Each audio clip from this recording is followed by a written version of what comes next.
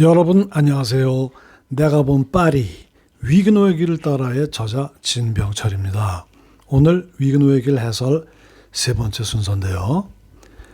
장깔뱅이 수학했던 콜레지 두 몽테규는 15세기에 플란더스 출신의 개혁 사제인 얀 스탄동크라는 매우 경건한 네덜란드 수도사가 미래의 교회 지도자가 될 학생들을 경건하게 교육하기 위해서 세운 학교로 청빈과 금욕을 강조하며 엄격한 규율과 열악한 환경으로 유명했답니다. 학생들은 서로 말을 하거나 뛰어다니지 못했고 아주 작은 잘못에도 매질을 당했으며 조악한 음식이 제공되었다는데요. 이 학교가 역사적으로 유명한 것은 16세기를 이끈 최고의 지도자들을 배출했기 때문이지요.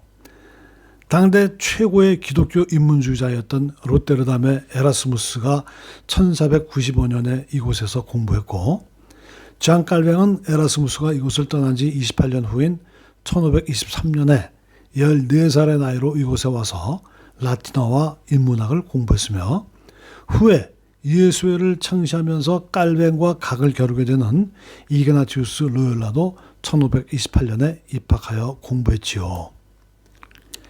이 학교는 빈데 뷰네즈, 부, 벼룩비스가 득실거린다고 해서 사람들이 3P라고도 불렀다고 하는데요. 깔뱅은 천례를 하며 학업에 매진했고, 그의 전기작가인 테오도르 드 베즈에 의하면 이러한 과도한 밤샘 공부가 깔뱅에게 견고한 학문적 지식을 주었으나 동시에 평생 그를 괴롭힌 소화불량의 씨앗을 뿌렸다고 언급하지요. 깔뱅은 호흡기 질환 및 해소병, 그리고 치질, 신장결석, 통풍 등 여러 가지 질병을 앓았고, 그가 55세라는 상대적으로 이른 나이에 사망하는 원인이 되었다고 하는데요. 몽테규에서의 엄격한 생활과 열악한 음식이 근 원인이었다는 것은 널리 받아들여지는 견해이지요. 인문학자 에라스무스도 몽테규에서의 경험을 혹평하며 벼룩과 이만 얻어왔다고 비꼬기도 했지요. 오늘날 이 자리에는 성 주누비에브 도서관이 들어서 있는데요. 파리에서도 가장 아름다운 도서관의 하나로 1851년 건축가 앙리 라브루스트에 의해서 지어졌지요. 도서관은 간결하고 장식이 거의 없는 건물이라는 인상을 주는데요. 정면 벽의 창문 아래에는 모세부터 1848년에 사망한 스웨덴 화학자 베르셀리우스까지 연대순으로 나열된 810명의 저자와 학자의 이름이 새겨져 있지요. 깔뱅은 이곳에서 기초 인문학과 라틴어를 훈련받았고요. 이후 오를레앙으로 가서 법학을 공부했지요. 이 도서관에서 우측으로 100m 정도 가면 나오는 발레트 거리의 21번지에 깔뱅의 탑이 있는데요. 예전에 콜레지 두 포르테가 있었던 자리지요. 깔뱅은 오를레앙에서 파리로 돌아온 후 이곳에 머물면서 인문학과 신학을 공부하며 학생들을 가르쳤고, 동시에 라틴어, 그리스어와 히브리어 공부를 계속했는데요. 그러던 중 1533년 만성절에 자신의 친구인 니콜라 꼬브의 파리대학 학장 취임사인 라틴어 연설문을 로마 가톨릭 교회의 개혁의 필요성에 대한 내용으로 작성에 참여한 혐의로 체포령이 떨어지자 거주하던 다락방의 창문을 빠져나와 지붕을 타고 피신했는데, 이때 깔뱅의 나이가 24세 때였지요. 연설문의 주된 신학적 메시지는 루터의 주장, 오직 믿음으로 의로워진다는 이신칭의인데요. 당시 가톨릭 교회의 선행을 통한 구원이라는 공로주의 교리와 기존 교회의 권위를 부인한 것으로 간주되어서 소르본니의 분노를 사게 되었지요. 깔뱅은 네락으로 갔는데, 이곳은 프랑스와 1세의 누이인 마르그리트 당글렘이 자신의 궁정을 개혁 사상가들에게 열어둔 곳으로 프랑스 내에서 상대적으로 종교개혁 사상이 보호받던 안전지대였지요. 이곳에서 깔뱅은 마르그리트 당글렘 및 자크 르페브르 데타플, 기욤 파렐 등을 만났는데요. 이 만남은 장깔뱅이 인문주의적 학자에서 종교개혁 지도자로 이동하는 결정적 계기였기에 종교개혁 역사에서 매우 중요한 만남이라고 할 수 있지요.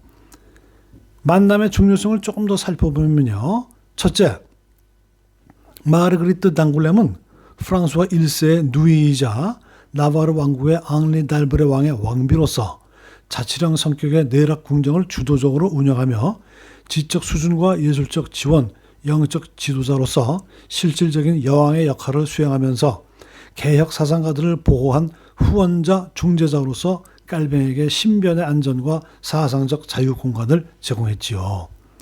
이 보호 없이는 초기 단계에서 체포 처형될 가능성이 매우 컸는데요. 이곳에서 체포의 위험 없이 성서 연구에 집중하며 기독교 강요 초고 구상을 할 수 있었기에 이 만남은 깔뱅의 생존과 사상의 지속을 가능하게 한 사건이지요.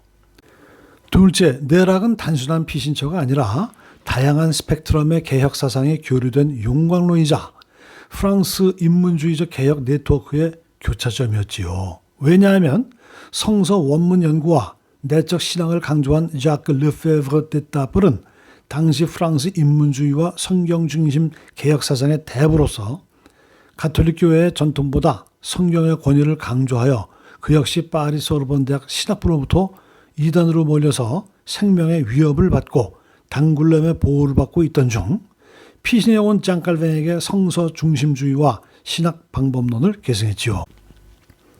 그리고 급진적 개혁 설교자인 기욤 파렐은 파리 동쪽 직선거리 41km의 모에서 브리소네 주교가 설립한 모 서클의 개혁 활동을 하며 복음주의 운동을 펼치다가 소르본 내 박해가 심해지자 내락으로 피신해 당굴렘의 보호를 받던 중 이곳서 만난 깔뱅을 훗날 제네바에서 개혁 지도자로 이끌었으며 깔뱅에게 학문을 넘어선 실천적 개혁의 소명을 각인시켰지요. 이렇게 이 만남은 프랑스 개혁의 세대 교체와 사상적 계승을 상징하지요. 셋째, 내락에서의 조우는 프랑스 궁정 중심의 관용적 개혁으로 그리고 다시 제네바 중심의 제도적 종교개혁으로 이동하는 역사적 접점이지요.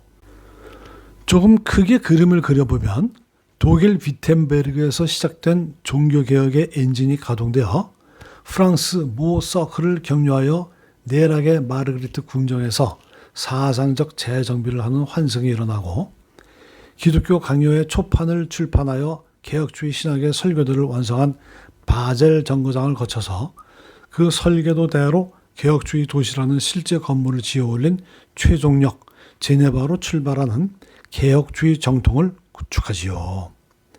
내락은 스위스에서 세계적 정통으로 재탄생되기 전 반드시 거쳐야 했던 사상적 환승역이었다고 할 수 있지요. 내락에서의 세 인물들과의 만남을 한 문장으로 요약한다면 깔뱅이 숨겨진 개혁 지식인에서 유럽 개혁의 설계자로 성장하기 위한 인적, 사상적 토대를 형성한 결정적 순간이라고 할 수 있지요. 다음 시간에는 개신교도들이 집회 도중 체포된 생자크 거리 및 깔뱅의 친구인 니콜라 곱이 파리 대학 학장으로 취임 시 깔뱅이 작성한 라틴어 연설문을 낭독한 마tyeu 수도원을 찾아가 보도록 하겠습니다. 다음 시간까지 안녕히 계세요.